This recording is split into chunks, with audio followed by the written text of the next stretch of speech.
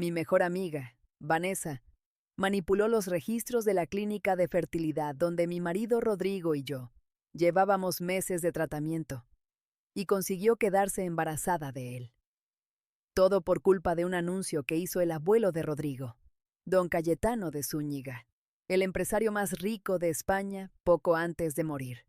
Quien diera a luz al futuro heredero de la familia heredaría su fortuna, valorada en miles de millones. Pero yo tengo problemas de fertilidad. 3 años de matrimonio y ni un solo embarazo que llegara a buen término. Después de que Vanessa se quedara embarazada del hijo de mi marido, trasladó el parto a la habitación del hospital donde don Cayetano pasaba sus últimos días y allí mismo dio a luz a un niño. Elena, lo hago por tu bien. La familia necesita un heredero. Además, yo soy una mujer de las de antes, de las que valoran la familia por encima de todo. Si Rodrigo es el padre, tiene que hacerse responsable. En cuanto a ti, si aceptas marcharte sin montar un escándalo, quizá deje que seas la madrina del niño. El triunfo le brillaba en los ojos mientras me plantaba delante de la cara el informe de la prueba de paternidad prenatal. La miré. El informe decía, claro como el agua. Los resultados respaldan la relación biológica de padre e hijo entre las partes. Todos pensaban que estaba a punto de quedarme sin nada, pero yo solo sonreí, al fijarme en una línea de texto, pequeña, en la esquina del documento. Vanessa me arrojó el papel contra el pecho, y las hojas se desperdigaron por el suelo. En el velatorio de don Cayetano, en el tanatorio Los Cipreses, todo el mundo vestía de luto excepto Vanessa, que llevaba un vestido rojo intenso y sostenía en brazos a su hijo recién nacido. Sonreía de oreja a oreja. No parecía, ni de lejos, alguien que acudía a despedir a un ser querido. Cuando descubrí que estaba embarazada, me había instalado en el chalet familiar de La Moraleja para cuidarme durante el embarazo. No culpes a Rodrigo, me dijo doña Pilar, mi suegra, señalando al bebé. Al fin y al cabo, este niño es el único varón de la familia. Es normal que se le reconozca como heredero legítimo. El silencio se hizo denso durante unos segundos.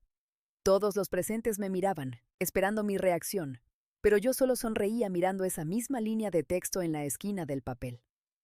Entonces sonó el móvil de Vanessa, la voz de doña Pilar, que ya había llamado antes, exultante.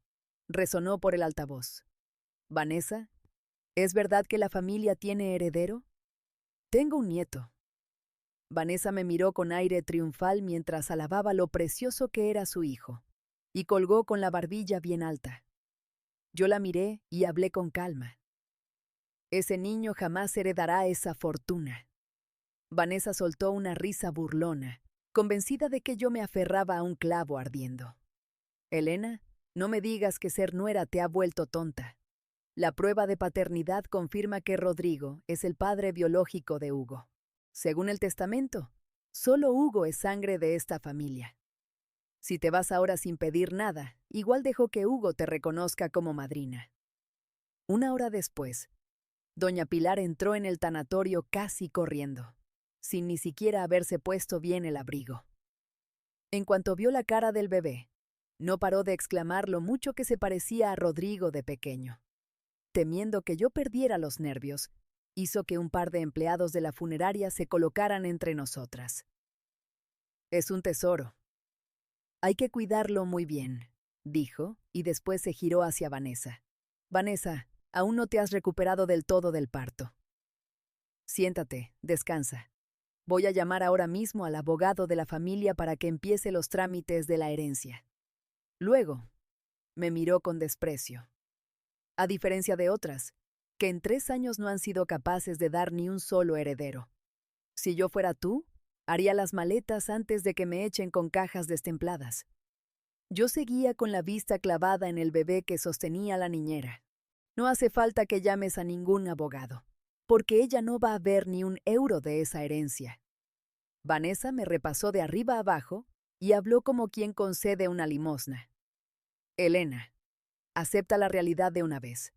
No puedes tener hijos porque no te lo mereces. Solo una mujer decente como yo merecía darle un hijo a esta familia. Por el tanatorio pasaba gente sin parar, cada uno con sus propios cálculos, mirando alternativamente a Vanessa y a mí. Al fin y al cabo, se trataba de la fortuna del hombre más rico de España. Había mucha envidia contenida en aquella sala. «Esto es un velatorio. ¿Qué está pasando aquí?» Don Ignacio, mi suegro, se acercó con paso firme. Al ver a Vanessa, su rostro se relajó por completo. «Vanessa, ya estás aquí. El abogado llegará enseguida y anunciaremos al heredero directamente. Una empleada trajo un caldo de pollo casero recién hecho. Tómatelo, anda. Eres la mayor benefactora de esta familia. Tienes que cuidarte mucho. En cuanto se formalice la herencia, te iremos a un centro de recuperación posparto durante 6 meses». Doña Pilar cogió una cuchara y se apresuró a acercarla a los labios de Vanessa. Miré a los tres, actuando como una familia perfectamente armoniosa, y me pareció una escena dolorosamente falsa. «Tíos, dejando a un lado que Rodrigo y yo seguimos casados, ¿no estáis celebrando esto un poco pronto? ¿Y si resulta que ella no puede quedarse con la herencia del abuelo?» Al oír aquello, Vanessa estuvo a punto de atragantarse. Apartó a don Ignacio y a doña Pilar de un empujón, sujetando al bebé mientras me lanzaba una mirada furiosa. «¿Y qué más da que sigáis casados? Esta familia no quiere a alguien que no puede darle hijos. Vete tú a saber en qué andabas metida, llegando a casa todas las noches tan tarde. Cuando mi hijo sea mayor, que no se case nunca con una mujer tan poco de fiar como tú». Doña Pilar ayudó a Vanessa a sentarse y me lanzó una mirada burlona. «Este niño es sangre de esta familia, sin ninguna duda. Es clavadito a Rodrigo de pequeño». El rostro de Vanessa volvió a llenarse de satisfacción. «Elena, sé que te duele que yo le haya dado un hijo a Rodrigo, pero eso que insinúas es una barbaridad. Te has vuelto loca de no poder quedarte embarazada». Cada palabra era una calumnia sin fundamento, pero ya había captado la atención de parientes lejanos de la familia, que empezaron a cuchichear. Con razón no se quedaba embarazada, si no era de fiar. Menos mal que Vanessa ha tenido un hijo, si no la familia se habría quedado sin heredero. Pero Elena parecía tan segura. ¿Y si el niño no es de Rodrigo después de todo? Al oír esto, a Vanessa se le enrojecieron los ojos de inmediato. Se aferró al brazo de doña Pilar, con gesto de víctima. «Da igual lo que digan, con solo mirarlo se nota de quién es. Si no me creéis, le hago otra prueba de paternidad a Hugo ahora mismo». Doña Pilar frunció el ceño, angustiada, y alzó la voz. «Me gustaría ver quién se atreve a hacer sufrir a mi nieto. Esos ojos, esa nariz, clavados a los de Rodrigo de pequeño. Si no es nuestro nieto de sangre, ¿de quién va a ser? No hace falta ninguna prueba. Elena, este nieto ya lo hemos reconocido como de la familia». Al ver el gesto retorcido de doña Pilar, sentí una punzada de dolor. La doña Pilar de antes siempre había sido cariñosa conmigo, siempre sonriente. Yo la había tratado como a mi propia familia. Pero ahora, manipulada por Vanessa, me miraba con auténtico desprecio. Don Ignacio, ya sin paciencia, hizo un gesto para que me sacaran de la sala. «Por una frase tuya has hecho llorar a Vanessa, que acaba de dar a luz hace unos días. Que se la lleven de aquí». Miré fijamente a don Ignacio y a doña Pilar, pronunciando cada palabra con claridad. ¿De verdad creéis que, solo porque Vanessa haya tenido un hijo, va a quedarse con la herencia? Aunque llegue el abogado, no vais a ver ni un euro. El aire se congeló durante un instante, tan silencioso que solo se oían las respiraciones. Don Ignacio golpeó el suelo con el bastón, con el rostro encendido de ira. «Que se la lleven. No quiero volver a ver a esta desquiciada». Dos empleados del tanatorio se acercaron y me sujetaron por los brazos. Contuve la rabia y me zafé con un movimiento brusco. «No me toquéis, estoy embarazada». Saqué de mi bolso el resultado de mi prueba de embarazo, en blanco y negro, claro como el día. 12 semanas. Doña Pilar se había quedado a medio gesto, con la cuchara de caldo aún en el aire.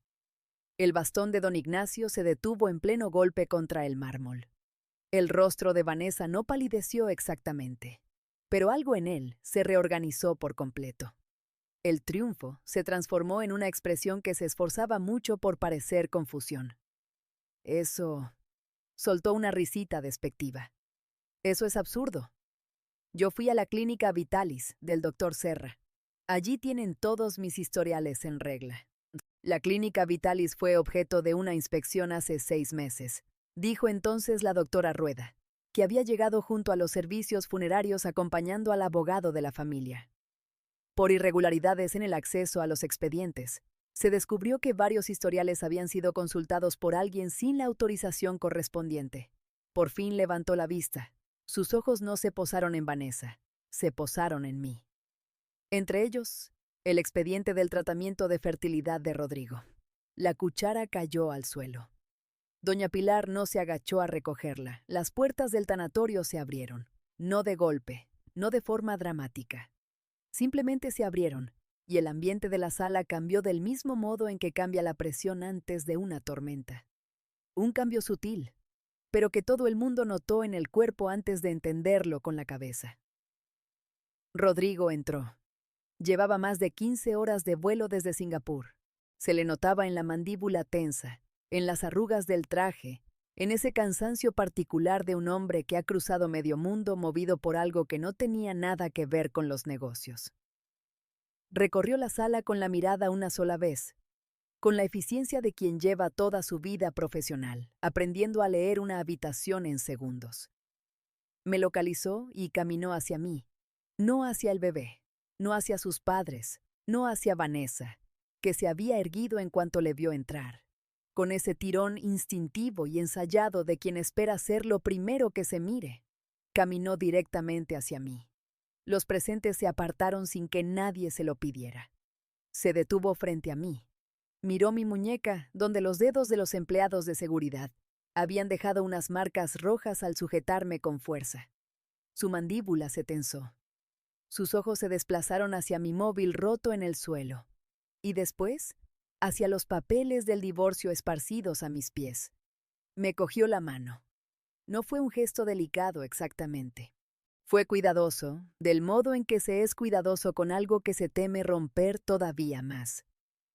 Sus dedos apenas rozaron las marcas de mi muñeca, sin apretar. Cuando por fin habló, su voz salió tan baja que casi no era una voz.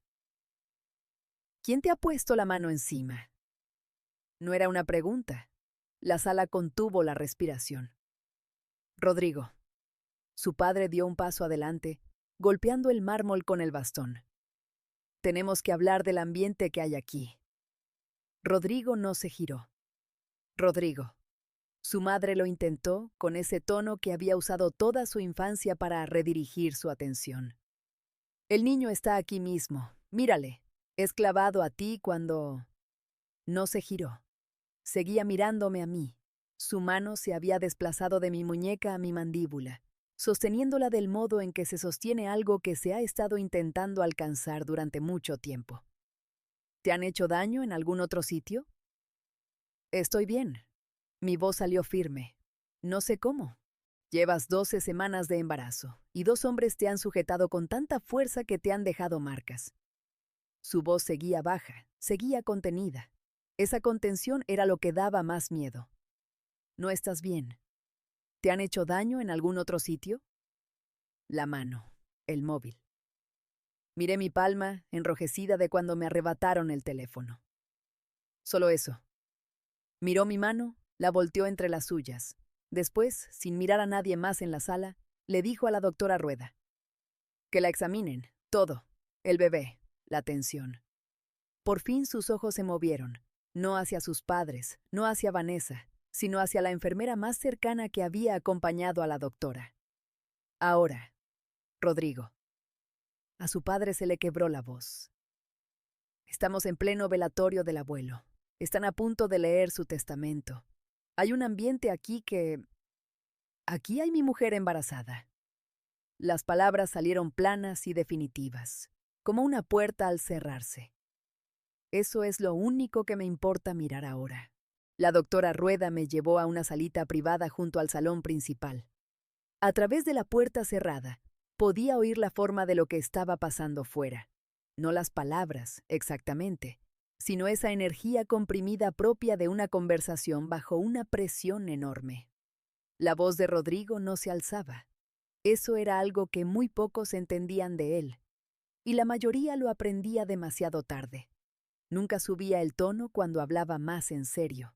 Al contrario, bajaba la voz. La enfermera me tomó la tensión y el pulso. La doctora Rueda revisó las constantes del bebé con un monitor portátil, con el rostro compuesto en una calma profesional, mientras yo observaba el pequeño parpadeo en la pantalla y me obligaba a respirar despacio. Todo parece estable, dijo por fin la doctora Rueda. Después, más bajo. Elena. El registro de la extracción de la muestra. La enfermera que gestionó la muestra durante el último tratamiento de Rodrigo en la clínica se detuvo. Apretó los labios. Sus credenciales, al cotejarlas esta mañana con la base de datos del personal sanitario, no coinciden con ninguna empleada registrada. El silencio tenía ahora una cualidad distinta. Ya no era el silencio de la sorpresa de antes. Era algo más frío. Algo con dientes. ¿Desde cuándo lo sabes?, pregunté. Desde esta mañana, cuando comprobé sus credenciales, y no encontraron ninguna coincidencia. Hizo una pausa. Esto constituye, previsiblemente, un fraude, un acceso no autorizado a datos médicos y una vulneración del consentimiento en el tratamiento. Estoy obligada a denunciarlo. Lo sé, dije. La prueba de paternidad no mentía. Ella utilizó la biología de Rodrigo. Consiguió lo que quería. En ese sentido, terminé, sin apartar la vista de la imagen congelada en la tablet. Lo usó sin que él lo supiera, sin su consentimiento, Me detuve. Lo usó como una herramienta, y después construyó toda una vida alrededor del resultado. La doctora Rueda asintió despacio. El testamento, dije. La madre biológica del primer hijo de Rodrigo. Miré la pared. Necesito saber algo sobre las fechas. La puerta se abrió. Rodrigo ocupó el marco entero. Miró a la doctora Rueda, que recogió su tablet, y con discreta eficiencia, salió de la sala junto a su ayudante. La puerta se cerró. Se sentó frente a mí. Nos miramos. Cuéntamelo, dijo, y se lo conté.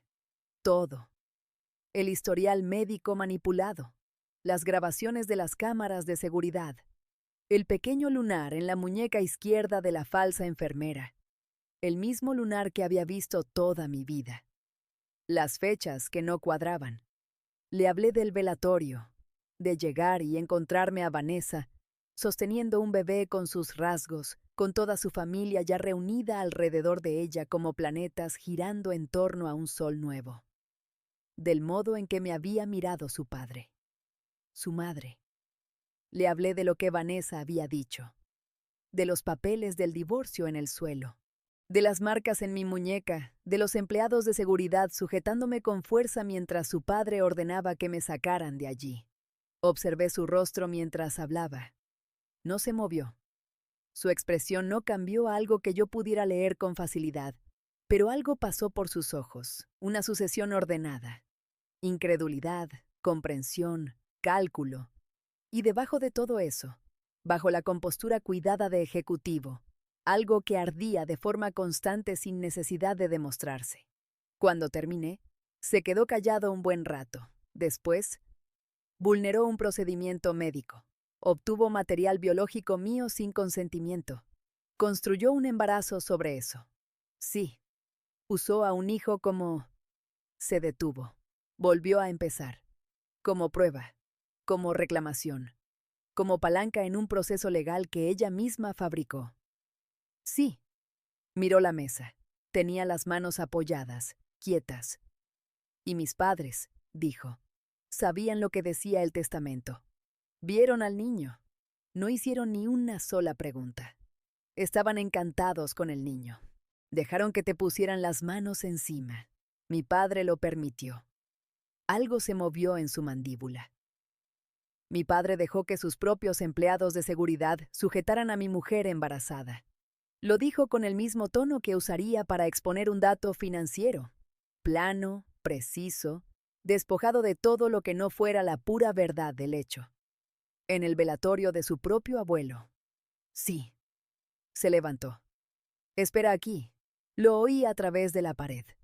No las palabras, solo la forma de lo que estaba pasando.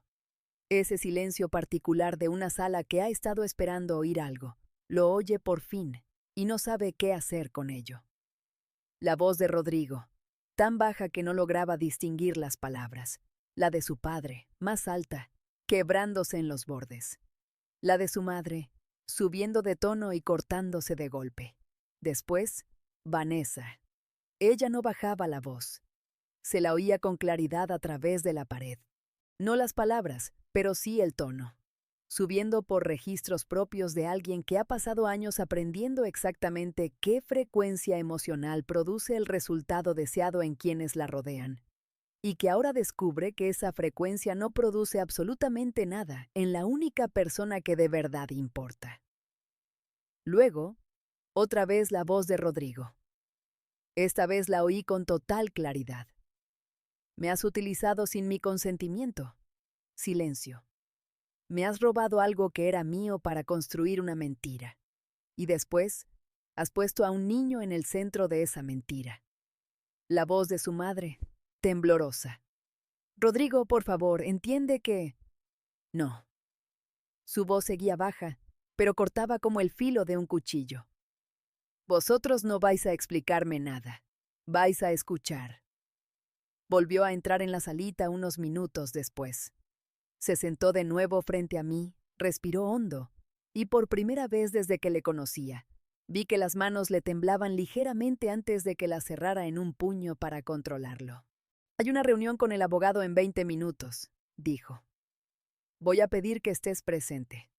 Y voy a pedir que se abra una investigación formal contra la Clínica Vitalis y contra Vanessa, por fraude y por acceso no autorizado a mis datos médicos. Rodrigo, y voy a pedir el divorcio de mis padres respecto a este asunto. Se corrigió a sí mismo con una media sonrisa cansada, la primera desde que había entrado en el edificio. Quiero decir que voy a apartarlos de cualquier decisión sobre la herencia hasta que esto se resuelva. No se merecen decidir nada, después de lo que han hecho. Le miré. 14 horas de vuelo, un funeral, una traición de años reventándole en la cara en cuestión de minutos. Y aún así, seguía pensando con la precisión fría de siempre. ¿Estás bien?, le pregunté. Se quedó un instante en silencio. No, dijo. Pero eso ahora no importa. Lo que importa es que tú y el bebé estéis bien. Lo demás lo arreglo yo. Ese niño es real, continuó Rodrigo, y ahora oía cada palabra con total claridad. Ese niño no ha hecho nada malo. Pero lo que hiciste para traerlo a este mundo. Una pausa. No hay ninguna versión de eso a la que pueda llamar amor. No hay ninguna versión de eso a la que pueda llamar de otra manera que no sea lo que es, un fraude. Vanessa dijo algo que no llegué a entender. No. La voz de Rodrigo sonaba ahora más cerca de la puerta. No me hables de sacrificio. No me hables de que la familia necesitaba un heredero. No me hables de lo que hiciste por mí. Otra pausa, y en ella se notaba el peso concreto de un hombre que ha entendido algo por completo y ya no tiene nada más que discutir. Tengo una mujer, está embarazada. Lleva horas sola en esa sala mientras mi familia decidía que ella era el problema. Se va a casa ahora mismo y yo me voy con ella. La puerta se abrió. Rodrigo entró de nuevo. Me miró. Miró mi abrigo en la silla, mi bolso sobre la mesa. Puedes andar. Estoy embarazada, no herida. Las dos cosas. Cogió mi abrigo. Lo sostuvo abierto para que me lo pusiera. Y cuando lo hice, se tomó un momento para colocarme bien el cuello sin que se lo pidiera, con esa precisión cuidadosa de alguien que ha estado muy lejos y ahora está muy cerca, y no puede dejar de comprobar que esa distancia realmente se ha cerrado. Salimos juntos de la salita. El tanatorio tenía el aspecto que tienen las salas después de una explosión. Todo el mundo seguía de pie, técnicamente intacto, pero con algo estructural desaparecido. Vanessa estaba al fondo de la sala, abrazándose a sí misma. El vestido rojo que una hora antes parecía tan triunfante, ahora era solo una mancha de color en una sala que se había vuelto gris. Doña Pilar estaba sentada. Eso fue lo primero que noté. Sentada, cuando no lo había estado desde que llegó, con la postura hundida de alguien a quien le han quitado el andamio que la sostenía. El abogado seguía allí. Tenía la expresión de un hombre al que le habían pedido leer un documento y había acabado en medio de algo mucho más grande. Rodrigo se detuvo en el centro de la sala. Miró a su padre. La investigación determinará qué ocurrió exactamente a nivel médico. El fraude se gestionará por los cauces legales que correspondan. Su voz era completamente uniforme. Esta familia asumirá las consecuencias de haberlo permitido. Hizo una pausa. No tengo nada más que decir en el velatorio de mi abuelo, salvo que se merecía mejores personas a su alrededor, al final de su vida. Don Ignacio abrió la boca. No. Rodrigo lo miró con la expresión concreta de alguien que ha llegado justo al final de algo. Dejaste que sus empleados de seguridad le pusieran las manos encima a mi mujer embarazada. Ahora mismo no vas a hablarme. Se dio la vuelta. Puso la mano en la parte baja de mi espalda, ligera y firme. Caminamos hacia la puerta. Fuera, la ciudad estaba gris y fría, completamente indiferente a lo que acababa de pasar dentro, y eso era exactamente lo correcto. El coche de Rodrigo esperaba junto a la acera, con el chófer sujetando la puerta. Me ayudó a subir, entró después a mi lado, y la puerta se cerró. El ruido, el frío, el tanatorio y el vestido rojo de Vanessa quedaron detrás del cristal, alejándose. Viajamos en silencio un rato. Entonces lo sentí, no de forma dramática, no de golpe, sino del modo en que te encuentra un sentimiento cuando llevas tanto tiempo conteniéndolo que, en el instante en que dejas de necesitar contenerlo, simplemente llega. Las lágrimas empezaron a caer en silencio. Giré la cara hacia la ventanilla para que no las viera. Las vio. Elena, estoy bien. Eso ya lo has dicho. Sigue siendo verdad. Extendió la mano y tomó la mía. La sostuvo del mismo modo en que antes había tocado mi cara. Con cuidado, como algo que temía estropear. No dijo nada durante un buen rato. Fuera, la ciudad pasaba de largo. Debería haber estado allí, dijo por fin. Las palabras salieron muy bajas. Debería haber estado allí antes de que llegara a ese punto. Debería... Se detuvo. Te dejé en esa casa con ellos mientras ella... No terminó la frase. Tú no lo sabías. Debería haber prestado más atención. Debería... Una pausa. Debería haberte protegido antes. Las palabras llegaron con el peso concreto de algo honesto, insuficiente y completamente sincero. Le miré. Su perfil recortado contra la ventanilla, el cansancio en él, las líneas que no estaban ahí hace 3 años. «Estás aquí ahora», dije. Se giró para mirarme. Fuera lo que había en mi cara, algo cambió en él. «No me voy a ir a ningún sitio», dijo. «Nunca. ¿Lo entiendes?» «Lo entiendo». «Bien». Apretó los dedos alrededor de los míos. Los meses que siguieron fueron tranquilos, del modo en que lo es todo después de una tormenta. No exactamente en paz, pero sí en calma. Las investigaciones avanzaron por sus cauces. El Colegio de Médicos abrió expediente. La instrucción por fraude siguió su curso. Los abogados especializados en herencias descubrieron que el testamento de don Cayetano contenía condiciones muy concretas que Vanessa, a pesar de toda su meticulosidad, no había tenido en cuenta. Había previsto la prueba de paternidad. No había previsto los requisitos de consentimiento explícitos que el propio testamento exigía. No había previsto las grabaciones de seguridad. No había previsto el rastro documental que, irónicamente, su propia obsesión por el detalle había dejado tan completo. La herencia quedó bloqueada mientras la investigación siguiera abierta. El equipo de abogados de la familia se puso en modo defensivo. Los titulares de prensa fueron del tipo que persigue a las grandes fortunas durante años allá donde vayan. Vanessa había querido que la vieran. Había querido el triunfo de ser la elegida.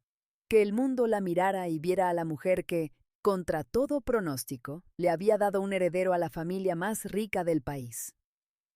El mundo la miró y vio otra cosa completamente distinta. A Rodrigo era imposible librarse de él. Es la forma más honesta de decirlo. Siempre había tenido esa cualidad de entregarse por completo a lo que decidía que merecía toda su atención. Era lo que le hacía temible en los negocios y, a veces, agotador en el día a día doméstico. Y ahora, al parecer, había decidido que su atención completa era necesaria aquí. Aprendió a Tiuco a hacer la sopa de picadillo que a mí me gustaba, la del jamón y la hierbabuena. Primero fatal, después menos mal. Y al cabo de 6 semanas de repetición testaruda, ya le salía decentemente. Aparecía en todas las revisiones médicas como si hubiera vaciado su agenda, eliminándola por completo.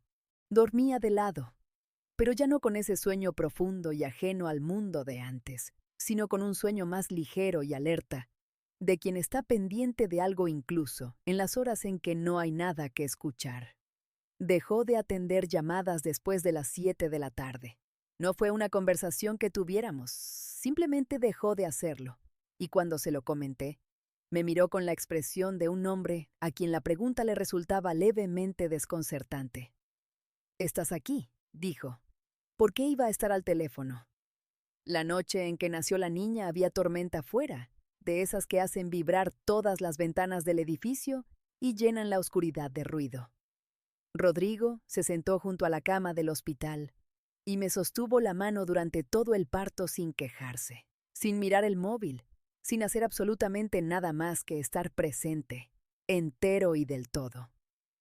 Cuando pusieron a nuestra hija en sus brazos por primera vez, se quedó muy quieto durante un largo instante. Vi que su rostro hacía algo que solo le había visto hacer un puñado de veces. Se quedó completamente desprotegido. No exactamente tierno, solo abierto, como una puerta que se abre después de haber estado cerrada con llave durante mucho tiempo. Me miró por encima de la cabeza de la niña. No dijo nada. No hacía falta. Dejamos el chalet familiar de La Moraleja. Eso estuvo claro desde el principio. Ya no era un hogar, si es que alguna vez lo había sido del todo.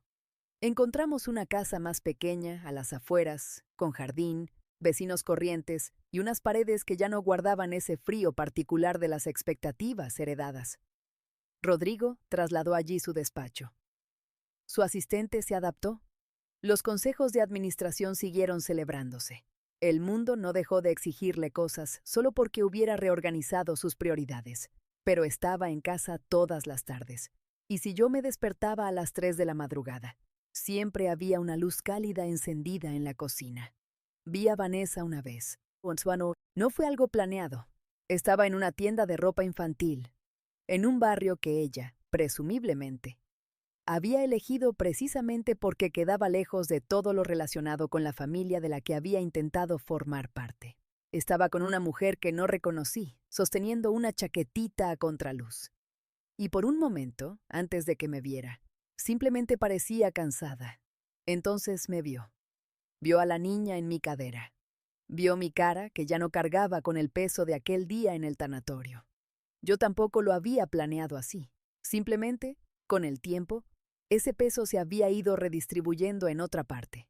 Se quedó muy quieta. La miré.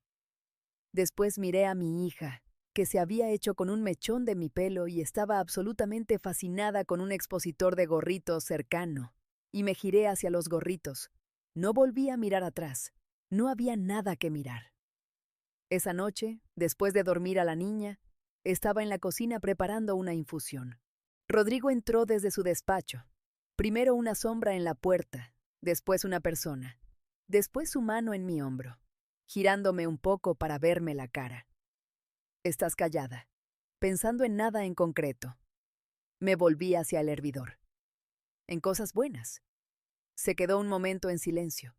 Después se acercó a la encimera y, durante un rato, nos quedamos allí los dos, en la cocina, del modo en que la gente se queda de pie en las cocinas de madrugada cuando ya se ha dicho todo y solo queda estar en la misma habitación, calentitos.